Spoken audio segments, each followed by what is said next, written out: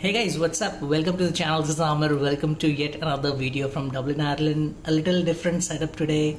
This is the place from where all the magic takes place. There are workstations there, here, and everything that happens at a price takes place from here. This is just a temporary arrangement. We'll be out of this place in a month. I kind of like it, but it suits us more if we work remotely from home because that's the kind of business that we are in. Today we are going to have a very short discussion about building a graduate CV from scratch. A lot of people have been asking that they don't have any experience before, or they have never created a CV before. So how should they go about it? I just thought it makes more sense if I come online and give you some tips. This is from my own personal experience. I am by no means a professional in CV building. You would also happen to meet a lot of career counselors at your college or universities, wherever you're going to study, but then you can use this video as a good starting point. I hope by the end you would be aware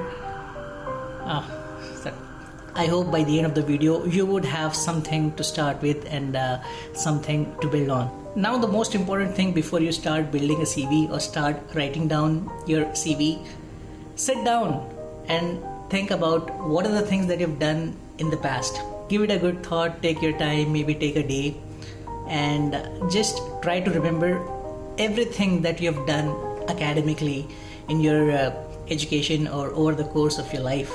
Now this could be a lot of different things. You might have done some kind of project when you were in college or school. You might have taken part in some local social welfare programs, or you might have volunteered somewhere. List down all of the things before you begin. It's very important that you make a note of these things at the beginning so that you have something to put in the body of your CV. A couple of other points to remember is the language that you're going to use. It should be clear and concise. You should use terms like created, achieved, organized, responsible. These are the words that you would want to put on your CV. Apart from that, you can use bullet points to make your point. No one wants to read paragraphs, so make sure that your CV follows a pattern when it comes to the format. So use action words that are clear and concise, like I just mentioned, and make sure that the entire structure of your CV follows a pattern. If you're using bullet points to demonstrate your skills, make sure you follow the trend for the entire CV. Let me demonstrate how to write a simple and clean graduate CV. Write your full name at the top. I'm using Virat as an example. Write your address under your name. It does not have to be your postal address. Just mention your location, city and country so that employer know where you're from. Postal address can be given when you submit job applications. Following the address, your telephone number and email address. And now we can begin writing the main components of the CV. Begin with a personal statement. If you're a graduate with no experience, your personal statement would be very valuable and it should be right at the top of your CV. Your personal statement is who you are, what you do and what you offer. Again, keep it concise and relevant to the position that you're applying for. There are a number of things that you would want to highlight for a particular job. For example, did you complete a thesis or a project that would be relevant to the job that you're applying for? Other than project, there might be some extracurricular activities that you might have performed. Now when I talk about one particular job that you're applying for, I mean that you are supposed to edit your personal statement as well as the content of your CV every single time you apply for a job. It's a difficult process, it takes a lot of time, but getting a job is always hard work. You just can't rely on one same format for all kinds of different jobs that you apply for. Now, let's say Virat is applying for a marketing role that specifically mentions good phone communication skills as a requirement. That's why it makes sense if Virat highlights his strong phone manners by including it in his personal statement.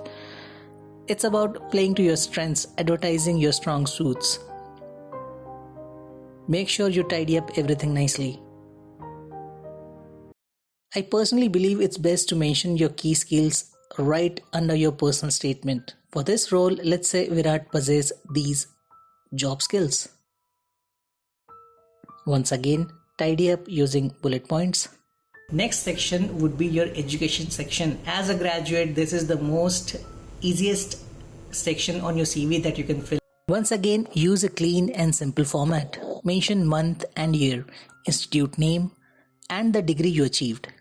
Keep the same font format so that your CV has a neat overall structure. Don't forget to mention your academic achievements. It could be anything from getting an academic award at your university or college, or it may be achieving distinction marks and things like that. Follow the same trend of highlighting your strong suit and playing to your strengths.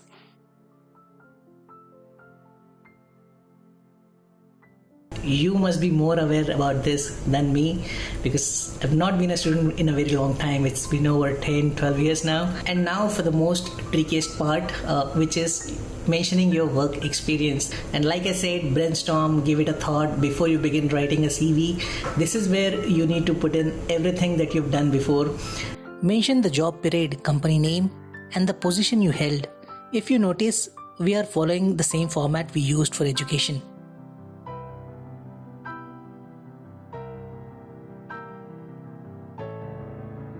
List as many jobs as you had. These could be internship or volunteer jobs. Write the responsibilities you had. For this, use action words such as created, achieved, organized, responsible, and of course, bullet points. Here's an example of Virat's experience in marketing.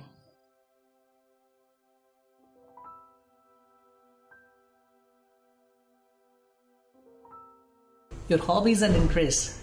According to me, this is the most important section on your CV, because it will tell the employer whether you are a cultural fit for the job or not. It is even more important if you are an international student applying for jobs abroad. This is the section where you can show your passion, your dedication, your team player skills. Let me just align this section first. Once again, the onus is on the structure, flow, and pattern of the CV.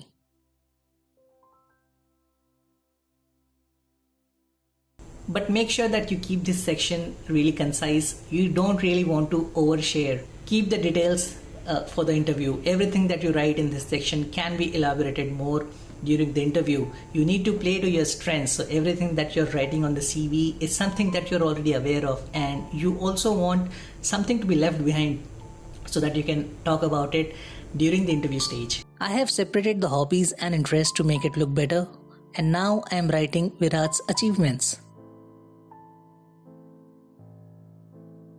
These are his extracurricular achievements that resonate with the hobbies mentioned above. Finally, conclude the CV with references. Let the employers know you have references available when needed. Now, one of the most common questions that people ask, or if you just Google, you'll see the hundreds of suggestions about it, is the length of the CV. And as a graduate, I think it's best if you stick to the 2-page rule. This is not a standard requirement. In fact, as you grow more experience, I have noticed that HR don't really mind if the CV is longer than that, if the position and the experience of the person applying for the job demands that. But as a graduate, don't make it very long, but make sure it's not too short either. So 2-page rule, I think, really works well. Now, another important thing to remember is that you should double check your CV for grammar mistakes and spelling mistakes. It's really important, and you don't want to come off as unprofessional or someone who has poor English language skills or any language that you're writing your CV in. So make sure that you always proofread and double check the grammar and spelling mistakes. If possible, ask someone else to do it for you. It's better to have 4 eyes than 2, and if you have specs, you have extra pair of eyes. That's just a joke. Please ignore it. And like I said before, tailor your CV according to job applications. Applying for jobs is hard work. Getting hired is hard work. Even more so if you don't have any experience. Make sure that you tailor your CV every time you apply for a job. Your personal statement would change. You might want to tinker some things in the experience section, and you might want to display your relevant interests and hobbies according to the job profile. So make sure that you always tailor your CV. Okay, now let me give you a little tour of the office.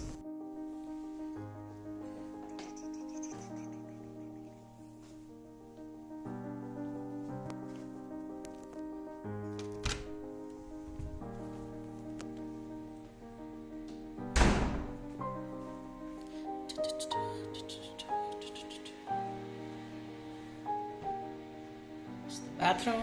So that's our microwave oven. I can't live without it. That's a sink to wash. That's my cup, coffee machine. We have a stove, kettle again. We have ovens, bins, and water. Now tell me, have you ever seen an office that has a stove in it? There are also bedrooms upstairs, so in case there is another wave of the virus, we are fully prepared to sleep in the office. I hope that never happens. I like going back home at the end of the day. Anyway, take care of yourself. I'll see you pretty soon. Bye-bye.